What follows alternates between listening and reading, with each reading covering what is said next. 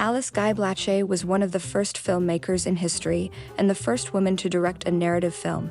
Born in 1873 in France, she began working at Gaumont Studios, where she directed over 700 films across her career, many experimenting with sound, color, and gender roles. Yet for decades her legacy was erased. The 2018 documentary Be Natural, the untold story of Alice Guy Blaché, helped restore her rightful place as a pioneer of early cinema.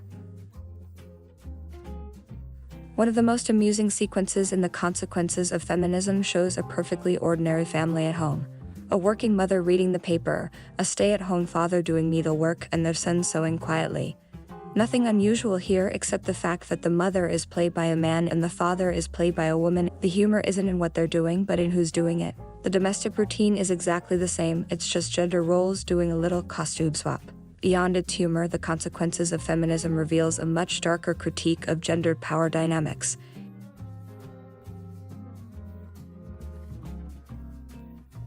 In one striking scene, a woman aggressively pulls a man into her home and attempts to undress him, while he clearly resists. It's uncomfortable not because the roles are reversed, but because the imbalance of power feels all too familiar, only now we're seeing it from the outside in. Later, in a public space, another woman forces a man into a kiss. He pulls away, embarrassed and unwilling, but she insists, almost like a social ritual. In doing so, she marks him in public, staking her claim.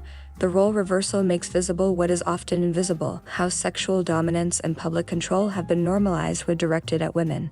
Feminist theorist Susan Brown Miller in Against Our Will describes sexual violence not as desire, but as domination, a tool used by men historically to assert power. What Guy does here, decades before second-wave feminism, is bold. She exposes that violence by flipping it, making it impossible to ignore or dismiss. But The Consequences of Feminism doesn't just flip power, it also flips tenderness. In one surprisingly heartwarming scene, the mother, played by a man, lovingly kisses her daughter goodnight after they've spent the evening working together. Except of course the daughter is also played by a boy. The domestic scene feels completely ordinary.